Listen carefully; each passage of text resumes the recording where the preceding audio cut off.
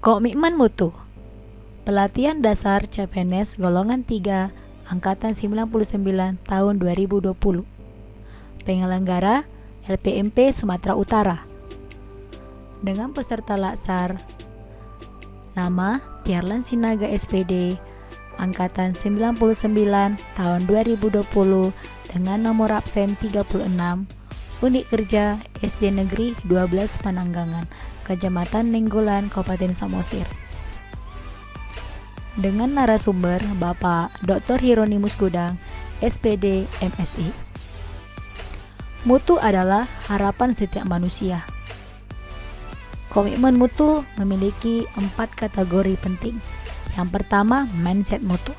Yang dimaksud dengan mindset mutu adalah kita berpikir untuk memiliki suatu standar mutu dari setiap tugas yang kita lakukan atau hasil dari apa yang telah kita laksanakan ataupun tujuan yang kita miliki.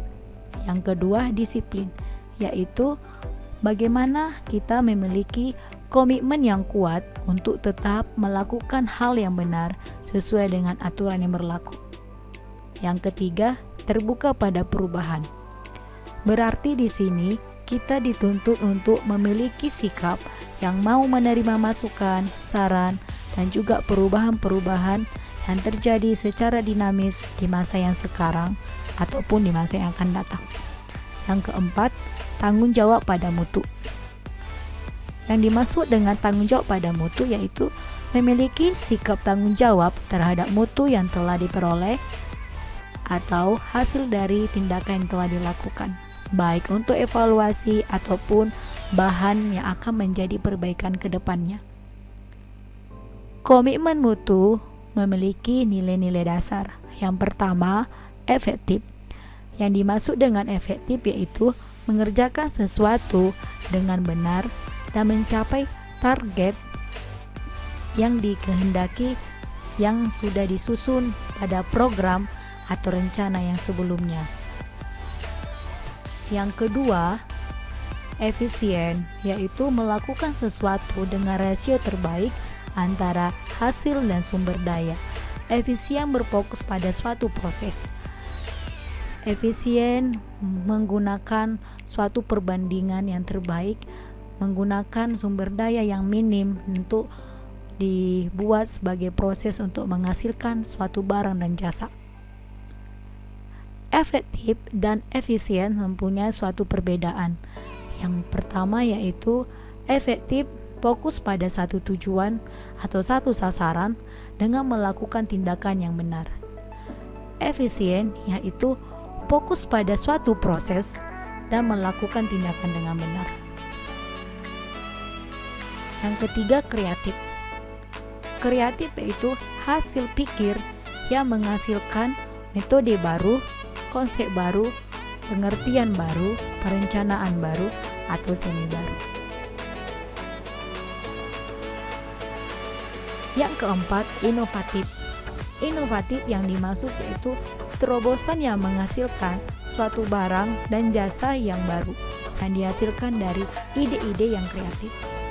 Berikut adalah video tentang pendidikan yang merupakan implementasi nilai-nilai dasar yang ada pada komitmen mutu.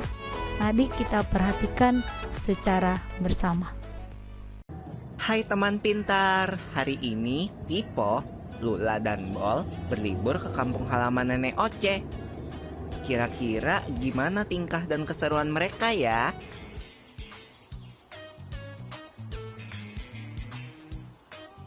Wah, lihat, ada kucing. Ini kucing peliharaan nenek ya? Iya, Bol. Namanya Moka. Lucu banget namanya. Hai Moka. Lihat deh, ada anak-anak kucingnya juga. Lucu-lucu ya? Iya ya, mirip banget lagi sama ibunya. Iya, Bol. Namanya juga anaknya. Tapi jangan salah loh. Ada hewan yang induk dan anaknya sangat berbeda bentuk tubuhnya. Contohnya, katak. Aku tahu. Itu yang namanya metamorfosis kan? Iya, bener banget, Bol. Metamorfosis adalah daur hidup hewan yang mengalami perubahan bentuk Jenis hewan yang umumnya mengalami fase metamorfosis ini adalah golongan amfibia dan serangga. Namun, tidak semua hewan mengalami fase metamorfosis.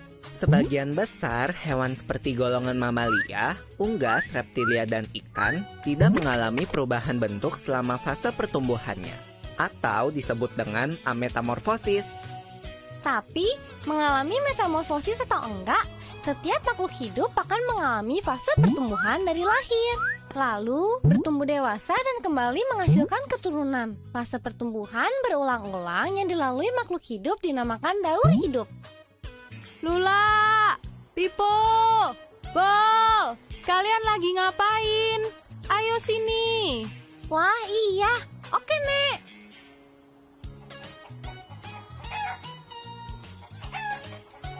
Nah, ayam adalah contoh hewan yang gak mengalami metamorfosis. Ayam berkembang biak dengan cara bertelur. Induk ayam mengerami telurnya kira-kira 21 hari sebelum menetas menjadi anak ayam. Loh, tapi kok kelihatannya beda ya anak ayam sama ibu ayam. Itu nggak termasuk metamorfosis ya? Wah, pertanyaan bagus, Bol. Walau anak ayam menetas dengan bulu-bulu yang halus, seiring pertumbuhannya, bulu-bulu halus itu menjadi bulu-bulu seperti induknya. Perubahan bulu ini tidak termasuk dalam fase metamorfosis, karena bentuk anak ayam sudah sama seperti induknya saat menetas. Daur hidup ayam akan berlanjut setelah dewasa. Wah, asik makan! Nyam, nyam, nyam, nyam, nyam. Bol, kalau soal makanan paling cepat ya. Makasih ya, Nek, udah dimasakin. Sama-sama, Pipo. Ayo dimakan selagi hangat. Selamat makan. Wah, ada kupu-kupu di topimu, Bol. Hah, mana? Mana? Ya, dia terbang. Kupu-kupu itu hewan yang mengalami metamorfosis kan ya? Iya, bener banget, Bol. Ngomong-ngomong tentang metamorfosis, kalian tahu nggak kalau ada 2 jenis metamorfosis, yaitu metamorfosis sempurna dan metamorfosis tidak sempurna. Apa tuh bedanya, Nek? Metamorfosis sempurna dan tidak sempurna. Hewan yang bermetamorfosis sempurna mengalami tahap pupa atau kepompong. Contohnya kupu-kupu tadi. Nah, siapa yang tahu apa aja 4 fase metamorfosis kupu-kupu? Aku tahu.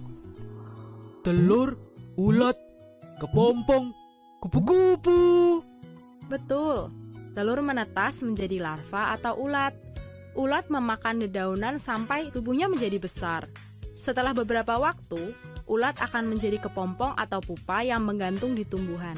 Nah, selama masa diam ini loh, Bol, tubuh ulat berubah menjadi kupu-kupu.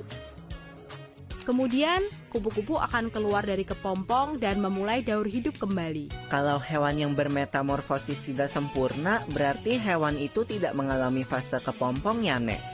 Iya, Pipo. Contoh hewan yang bermetamorfosis tidak sempurna adalah kecoa dan belalang. Ah, aku ingat. Satu hewan lagi yang mengalami metamorfosis, katak. Oh iya, Daur hidup katak dimulai dari telur yang berada di air. Telur menetas menjadi kecebong atau berudu. Kecebong hidup dan tumbuh di dalam air serta bernafas menggunakan insang. Kemudian akan tumbuh sepasang kaki belakang yang disusul dengan kaki depan sehingga menyerupai katak dengan ekor. Ekor katak akan semakin mengerut dan menjadi katak dewasa yang bernafas dengan paru-paru dan kulit. wow, ternyata banyak ya hewan di sekitar kita yang mengalami metamorfosis. Keren banget. Iya. Loh, kok ayam kita udah tinggal dikit? Hehehe, maaf ya teman-teman. Habisnya aku lapar. Hahaha. Nggak apa-apa, Bol. Ayo, semua makan yang banyak. Nanti nenek masakin lagi buat kalian. Yeay, asik. Kalau gitu, aku makan lagi ya ayamnya. Nyum nyum nyum nyum. Enak.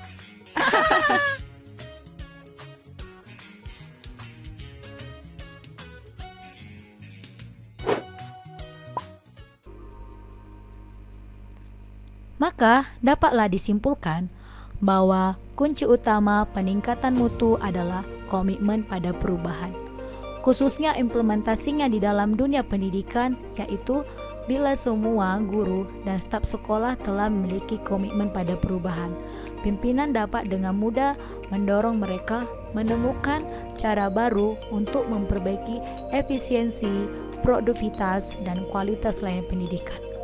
Guru akan menggunakan pendekatan atau model yang mengajar, membimbing, dan melatih yang baru dalam membantu perkembangan siswa. Demikian juga staf administrasi akan menggunakan proses baru dalam menyusun biaya, memecahkan masalah, dan mengembangkan program baru.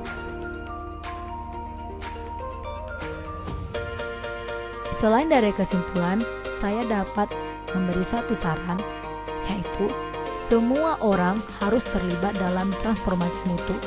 Manajemen harus komitmen yang berfokus pada peningkatan mutu. Transformasi mutu harus mulai dengan mengadopsi paradigma pendidikan baru. Kepercayaan lama harus dibuang. Pertama, bahwa kualitas pendidikan tergantung pada banyaknya uang yang tersedia. Kedua, pendidikan merupakan a good old boy network yang menolak keterlibatan pihak-pihak bukan pendidikan.